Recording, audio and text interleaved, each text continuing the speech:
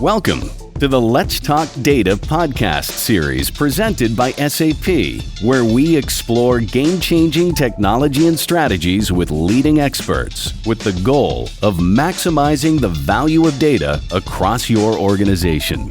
If you haven't done so already, please follow or subscribe to our podcast on your favorite channel to stay tuned in. Like me, most of the listeners are passionate about doing more to fight climate change, ocean pollution, and inequality. However, when you don't have the right data, how can you really see the impact of these global problems? Individuals and companies want to do the right thing, but don't always know where and how to start. With this conversation, we hope to shine some more light on what's going on and empower you to start acting now. I'm your guest host of today, Stephanie. Today's Let's Talk Data podcast is all about this. So I'm excited to have with me Emily Penn, a sustainability activist and skipper, to talk about what she's seen on her journeys around the world and how she's improving our future. And Ragunath Ramanathan, our Chief Revenue Officer at SAP Business Technology Platform, who can guide us on the ways the company, data, and technology can help. Hi, great to be on the call with both of you. Thank you. Now, Emily, how did you become a sustainability activist? Was this something that you always wanted to do? It actually wasn't. I originally trained as an architect, and I was looking for a way to get from England to a new job as an architect in Australia. And I wanted to get there without taking an aeroplane to minimize my carbon footprint, and ended up hitchhiking on a boat around the planet. I crossed the Atlantic and the Pacific Ocean, and I just couldn't believe what I saw along the way. There was one morning when we stopped the boat so that we could go for a wash over the side. So we jumped over the side of the boat, and as I came up to the surface of the water, I saw a toothbrush and a cigarette lighter and a bottle top just floating by. And at the time, we were 800 miles from nearest land. In fact, the closest people to us were in the space station in orbit above our heads. And yet there was this evidence of human life and waste in the most remote part of our planet. And I couldn't really look back. So I ended up having to put the architecture career on pause and continue to spend time in the Pacific tackling this issue of plastic and waste. And then went on to discover what was really going on in these accumulation zones in the middle of our oceans. Wow, that's amazing. And what is your current view about the current situation on ocean pollution and global warming maybe as well, right? It's all kind of related in the end. What have you learned from your travel and your research so far? Yeah, absolutely. I mean, on that first journey, we saw the plastic. We would then stop at these small islands, and we found that locals were struggling to catch fish because commercial fishing vessels had emptied their waters. They were struggling to grow food in the ground because the rising sea levels had caused their soil to become so salty that their crops wouldn't grow.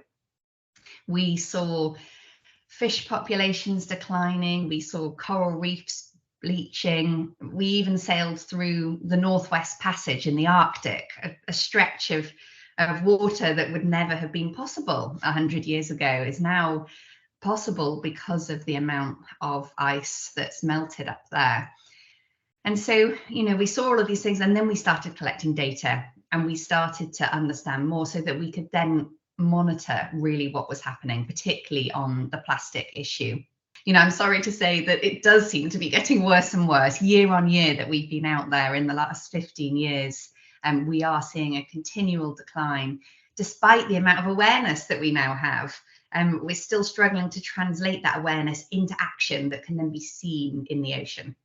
Well, that's a good point, right? So how have you worked to collect that data in the past and now to really see what you can learn from that, and has that helped make an impact to act differently maybe even?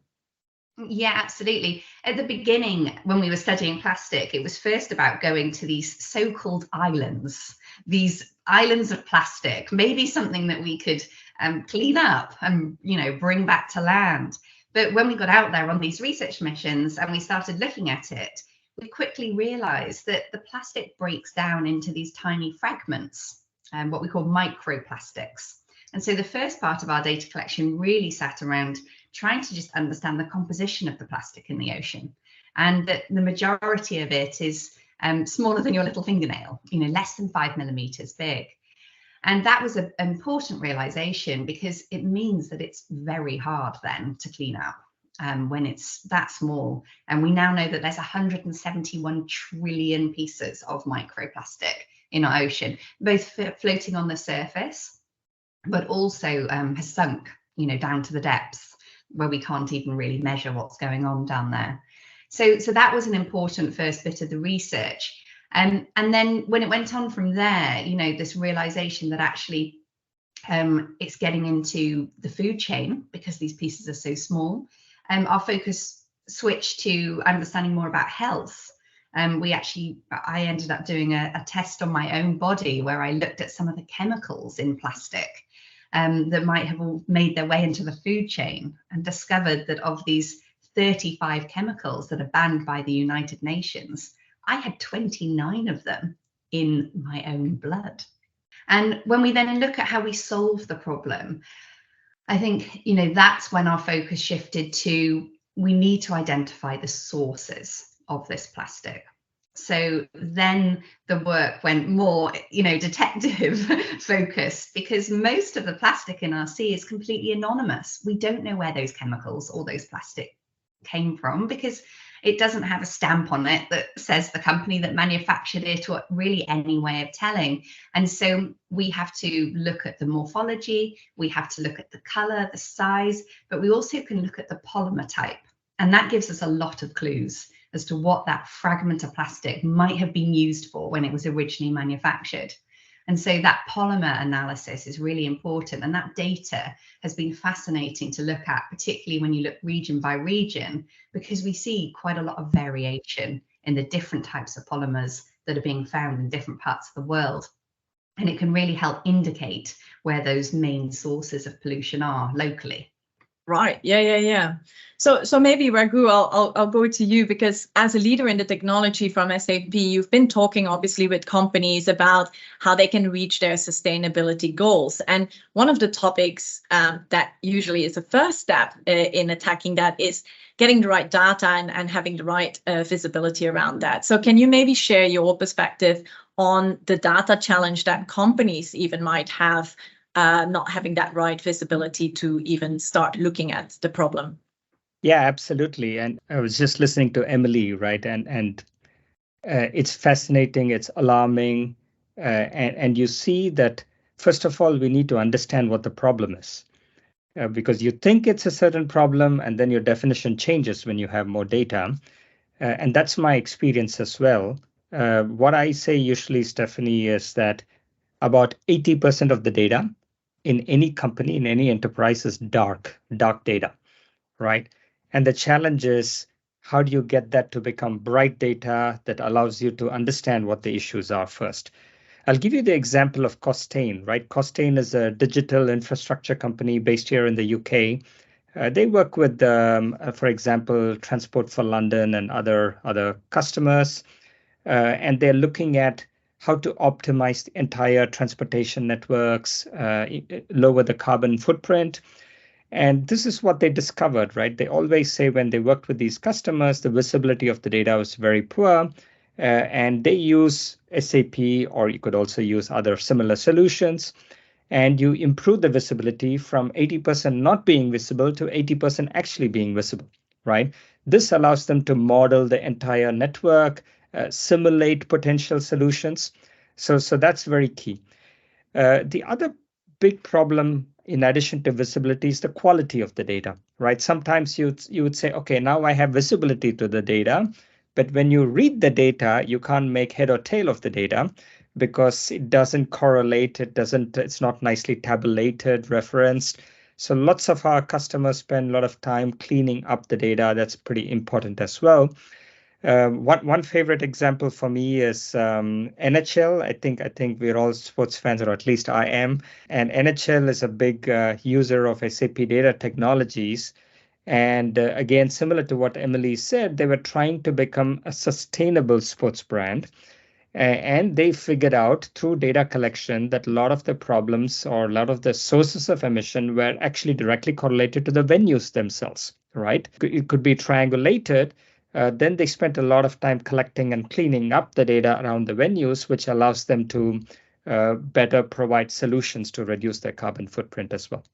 Right. Yeah. So it's not only within the company, it's also everything else around it, the complete end-to-end value chain that they look at. Yeah. Yeah. Yeah. It's well, Emily, you also speak with with a lot of companies, right? Including you actually spoke at the SAP Energy Conference in Switzerland this year. What do you recommend to companies that are looking to reduce plastic waste, for example, going forward with your example for conversation from earlier? Where can they start, and what are some of the things that they can start doing differently, maybe? I mean, I think, as Ragu said, it's first about really understanding your own footprint and being able to access that data, because, we can't change what we don't know. So that visibility on the waste of the company and the supply chain is very important. And, making sure that we do look at that whole supply chain, the whole waste chain. I did a project recently with a company where we were looking at a TV remote. And we discovered that about 5 times the amount of plastic in a TV remote was discarded in the process of making it, through waste materials, through packaging of different components at various points of the supply chain. And so you've got to make sure that you're, being able to see that unseen waste that you're creating. And then, of course, what happens to it at the end as well? What's the end of life plan? So getting visibility on that whole supply chain is absolutely key. And I think it varies from industry to industry. It might be that most of your waste is in the product design or in the material sourcing. But, there's also a lot to look at around energy use as well. Again, when we're importing things, we often leave the carbon emissions behind and we sort of forget to include them in when we're sort of making our calculations. And then even thinking about your own office, when it comes to plastic pollution, just looking around you right now, and the amount of plastic, single-use plastic that might be in the office, within that environment, that there are so many different places to start.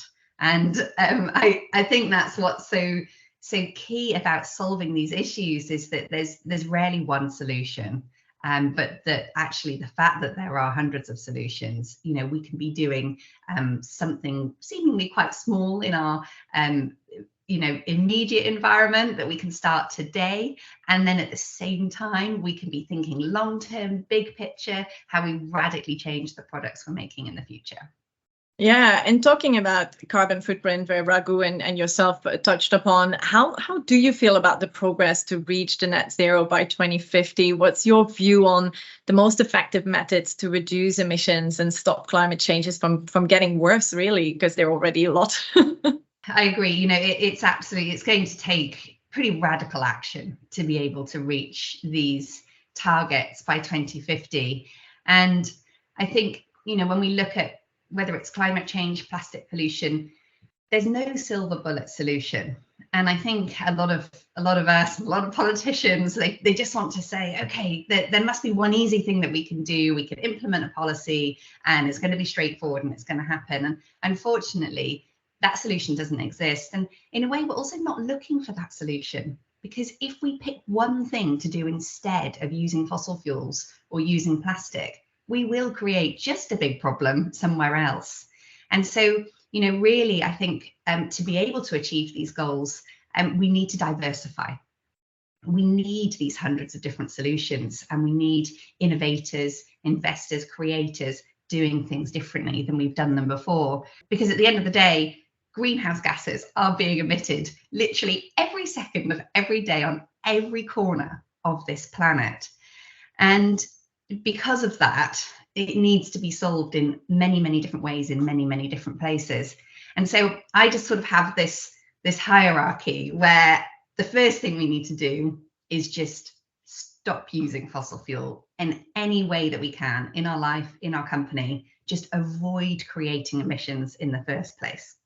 If using energy is completely unavoidable, then we go to step 2, which is use renewable energy, use clean energy. If you have to use it, make sure that it's renewable.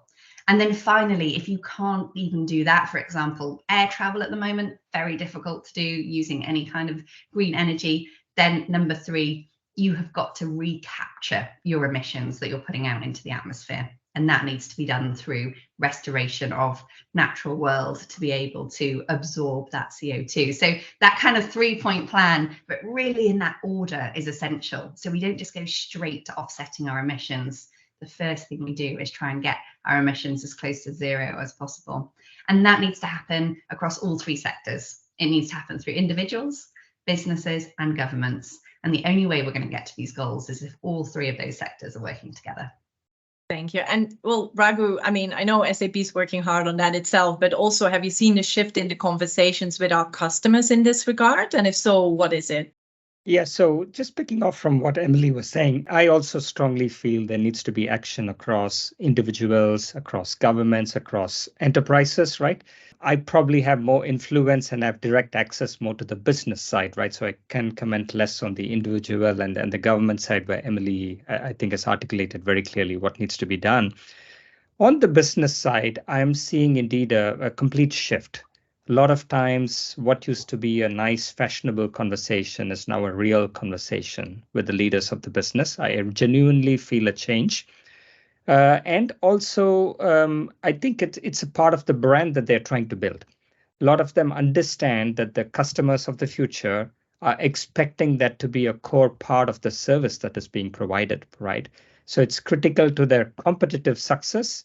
And this is also changing their mindsets for the better. Now, to give you some examples, right, I really think business can do a lot to complement what Emily said on the individual side as well.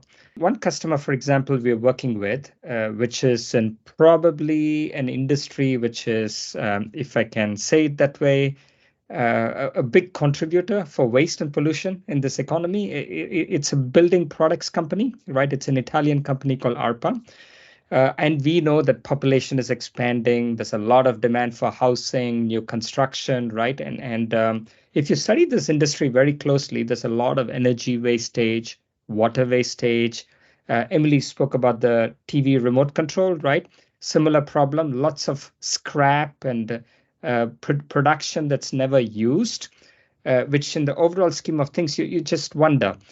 So what they have done, which is remarkable, is they've invested in a modern, innovative factory of the future, right? With 1,600 sensors, automatic remote control vehicles which go about their jobs.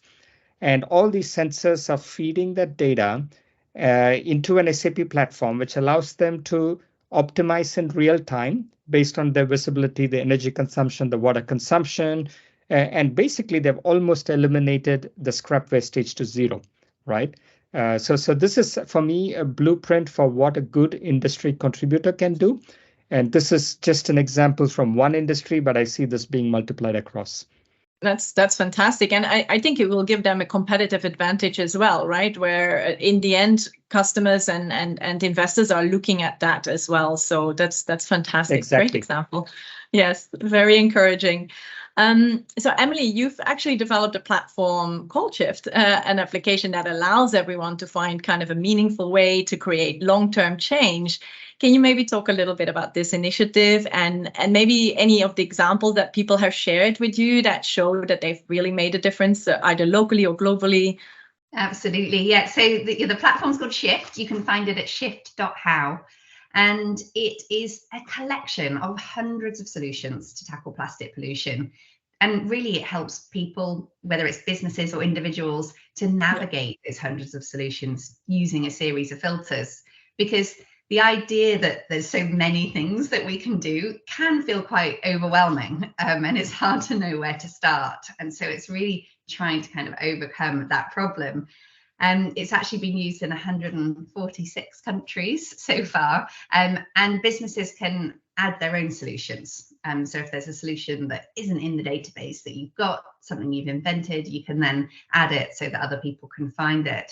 So we have everything on there, from a company that has made a sort of plastic substitute out of algae. We have got ways that you can kind of ban exporting waste, everything to kind of government policies, examples of how technology can actually replace packaging. And this idea of kind of naked cosmetics and cleaning products that come dehydrated that you sort of add water to. And, it's really varied. Something that you can do in your home, you can do in the office, or you can do in your supply chain. And I think, most of all, a lot of the examples that they're really trying to eliminate single-use plastic, which at the end of the day is what we find out there in the ocean typically, is so much single-use plastic. And so many of the solutions are trying to be a stepping stone to get there. But they're also, the idea of the platform is really helping to encourage people to say, we don't all need to do the same thing when it comes to tackling these global problems. And, we don't need everyone to do everything. We just need everyone to do something. And it's partly a case of asking yourself, well, what's my superpower? What's the one thing that I can do? What opportunity do I have that's unique, whether it's because of the job that I have or because of my personal situation? What influence do I have? And then it's about picking something that makes the most sense for that unique opportunity. And I think, I'm a big believer at the end of the day, it's going to be the power of all of those actions, individual actions. And when I say individual, I also mean definitely as a business, as a member of a business, but we all have a different role to play, even in one company. Every department has a different way that they can actually make an impact. And really, that's what the platform's getting at. Fantastic. That's great. Absolutely. Well, maybe Ragunath, last question for you and for the listeners today. What is the ask to them? What can we ask them to do today that can help in this journey? Yeah, so first of all, let me start by just emphasizing what Emily said, right? I don't think this is a problem with one silver bullet, right? I think we need to start to think of hundreds, thousands of solutions. So definitely go to Emily's platform, right? But there are other platforms out there too. And just think about what you can do individually. That's a starting point. I can also say from the business side, right, who I work with closely, start to tackle the data problem, right? Start to create that visibility, the data quality, which helps you frame your problem correctly. That's absolutely important. But also go one step beyond, because what I'm finding is that first, you master your own business within your boundaries, right? Your four walls, how to optimize it, make it sustainable. But then you have a completely different impact outside your four walls as well. I'll give you an example. We're working with a water company in Belgium, right? They wanted to be a smart water company. They used a lot of data technologies to solve water leakages within their four walls. But they found the bigger issue is how the end customers, the citizens, were using the water, right? Are you filling and refilling your swimming pools, for example, right? So they invested a lot in educating the end customer, giving them the tools and the visibility, which changed the way they work with water, right? Or I'll go back to the NHL example that I said. One of what NHL found is that the biggest contributors to venue, the carbon footprint, was not just the infrastructure in the venue, but the fans coming to the venue. How are they transporting themselves, right? So this led to a broader thinking about educating the fans as well. So I think that would be my last piece of advice is once you've tackled your own company, enterprise within its boundaries, think about the larger footprint of your enterprise and business and how you can shape the entire value chain. Absolutely. Emily, would you like to add anything to that? I absolutely agree. That transparency, I think, is absolutely critical. And if we can really closely assess the problem, just like we do when we go out there into the ocean, but in this case, it's within your own business, then we're going to have much better odds at being able to solve it when it comes down to it. Fantastic. I mean, this is a great conversation. Thank you so much, Emily and Raghu, for your time. It was really a pleasure. And hopefully we can encourage everyone to not only look at your own, but also indeed to the people around you, whether it's partners, family, friends, or colleagues or employees. We can all do our part. So thank you very much. Thank you, Emily. Thank you, Stephanie. Thank you. Thank you.